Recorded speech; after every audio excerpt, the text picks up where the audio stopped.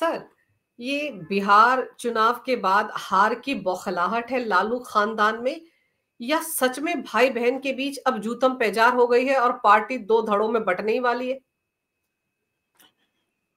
Party दो धड़ों में बटेगी कि नहीं बटेगी और पार्टी में कुछ बचा है कि नहीं बचा है, ये तो आने वाला समय बताएगा। लेकिन पहले तेज प्रताप का पार्टी से अलग होना और अलग पार्टी बना करके चुनाव लड़ना, अलग बात है कि वो तीसरे नंबर पर रहा, नहीं जीत पाया। और अब रोहिणी का इस तरीके से फट पड़ना, चुनाव के बीच में भी उसकी नाराजगी तो सामने आई थी और बीच में वो नाराज होकर के सिंगापुर वापस लौट भी गई थी। लेकिन शायद उसको ये कह करके बुलाया गया कि इससे मैसेज ठीक नहीं जा रहा है। वो आई भी और उसके कुछ इंटरव्यूज वगैरह भी, बयान भी आए उसके, और उसने कहा कि नहीं नहीं सब कुछ ठीक ठाक है। अभी 10 या 15 दिन पहले भी एबीपी न्यूज से बातचीत करते हुए घर के बाहर ही उसने कहा था कि नहीं, मीडिया में जो कुछ चल रहा है मेरे और तेजस्वी के बीच में, ये है वो सब बेकार की बातें हैं। लेकिन बात यह है कि चीजें छिपती नहीं है।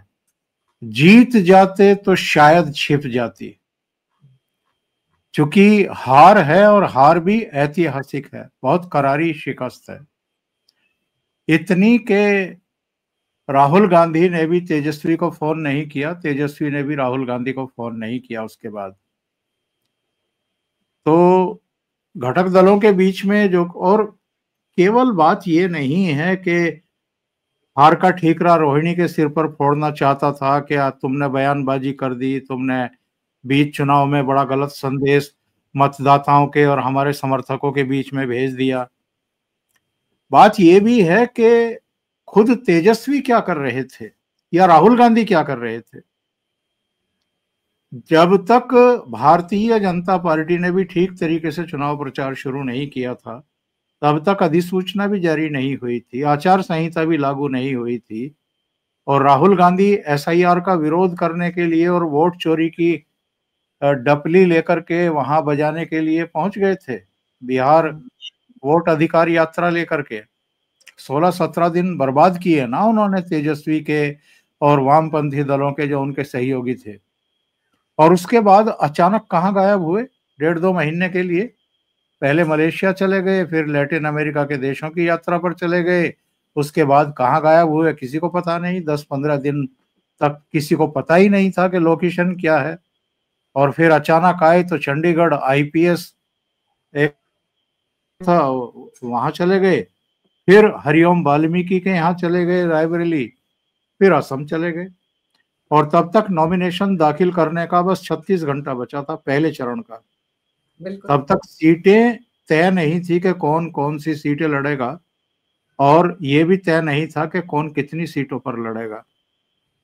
मैंने आपके प्रोग्राम में पहले भी कहा था अंजू जी, एक तरफ अमित शाह जैसे चाणक्य हैं जो चिराग को बुला करके बात कर रहे थे, कुशवाहा को, जीतन मांझी को बुला करके बात कर रहे थे, और मुख्यमंत्री से मिलने के लिए खुद एक अणे मार्ग पटना पहुंच गए थे। 1.5-2 घंटे तक बैठ करके बातचीत की थी। झगड़े टंटे तो वहां भी थे ना, मतभेद तो वहां भी थे, महत्वाकांक्षाएं तो वहां भी थी। लेकिन अमित शाह ने समय रहते सबको मना लिया, समझा लिया। किसी को उसकी हैसियत बता करके, भाई तुम्हारी हैसियत इतनी है। किसी को, कुशवाहा को कहा कि तुम्हारी राज्यसभा कहीं नहीं जा रही है, और तुम्हारी पार्टी के एक दो वहां, चूंकि विधान परिषद भी है तो वहां से भी ले लेंगे, कोई दिक्कत नहीं है। चिराग पासवान को कहा कि भाई इतनी सीटों पर आप अपने खड़े कर लो, बाकी सीटों पर भारतीय जनता पार्टी या जदयू के कैंडिडेट को खड़ा कर लो। तो सब, लेकिन कोई बात करने वाला जब है ही नहीं, जब आप विदेश यात्राओं का आपको इतना शौक चर्राया हुआ है कि जब ये सब झगड़े टंटे सुलझाने थे और उलझे हुए सिंगों को सुलझाना था, तब आप देश में थे ही नहीं। और फिर आप वोट चोरी और पता नहीं क्या क्या और गड़बड़ियां हुई, और 10 दिन में और 14 दिन में हम सबूत दे देंगे। यही जो मैं पहले भी कहता रहा कि एक्चुअल में जवाबदेही और जिम्मेदारी ऑन करने के लिए तैयार नहीं है। इस ऐसी भी क्या बेशर्मी है कि आप 90 से ज्यादा विधानसभा चुनाव हार चुके, 3 लोकसभा चुनाव हार चुके, 2 राष्ट्रपति के चुनाव हार चुके, 3 उपराष्ट्रपति के चुनाव हार चुके, 3 लोकसभा स्पीकर के चुनाव हार चुके, और आप में शर्म नाम की चीज नहीं है। आप स्वीकार करने को तैयार नहीं है कि आप संगठन का प्रबंधन करने में नाकाम है पूरी तरीके से। आप राजनीति का क ख ग भी सीखने को तैयार ही नहीं है। आपको लगता है कि मैं तो ऐसे खानदान से हूं, मुझे कोई क्या सिखाएगा, किसकी जरूरत है कि मुझे राजनीति सिखाए। मैं तो नेहरू के खानदान से हूँ, मेरी दादी तो प्रधानमंत्री रही है, मेरे पापा भी प्रधानमंत्री रहे हैं, तीनों भारत रत्न रहे हैं, तो हमें कौन सिखाने वाला है। तो जब ये अहंकार और ये भाव आपके दिमाग में घुस जाए तो फिर वही होगा जो हो रहा है पार्टी का, तो वही सर हम होते हुए देख रहे हैं। सर एक तरफ लालू खानदान में इस हार के बाद बवाल मचा हुआ है, आपको लगता है कि जो हालत कांग्रेस की हुई है सर, 6 सीटें आई हैं, बड़ी मुश्किल से आई हैं। एक वक्त तो ये था कि जीरो भी इनके खाते में नजर नहीं आ रही थी। तो जो हालत कांग्रेस की बिहार में, उसके बाद आपको लगता है कि कांग्रेस के अंदर खलबली नहीं मची होगी? बहन भाई के बीच का रिफ्ट तो देखने को मिलता है, यहाँ लालू खानदान में बहन भाई लड़ाई कर रहे हैं, जूतम पैजार हो रही है। ये दृश्य तो कांग्रेस में भी दिखना शुरू हो जाएगा सर। अभी तक तो ढकी छुपी बातें होती हैं, लेकिन खुलकर आने में कितना वक्त लगेगा? वहां एक संकट और है अंजू जी।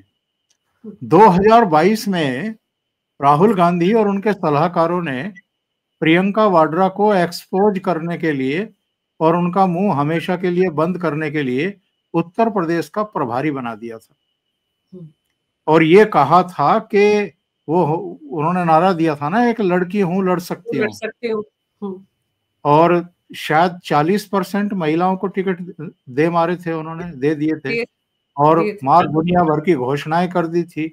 एक खास कलर को जो है प्रमोट किया गया था, और इवेंट पे इवेंट किए जा रहे थे। नतीजा क्या निकला? 2 सीटें आई थी 403 में से, और 2-2.5% पे कांग्रेस सिमट गई थी। तो ये कांग्रेसी बड़े चालू हैं। अब प्रियंका गांधी अगर अपने भाई पर कोई सवाल खड़े भी करे, या उनके क्लोज जो केसी वेणुगोपाल या दूसरे लोग हैं उन पर अटैक भी करना चाहे, तो फिर वो तो पूछ सकते हैं ना कि दीदी आपने क्या कर लिया था उत्तर प्रदेश में, आपको तो पूरा प्रदेश ही सौंप दिया गया था, तो आप राहुल गांधी पे कैसे सवाल खड़े कर सकती हैं, आप भी तो उसी श्रेणी में हैं।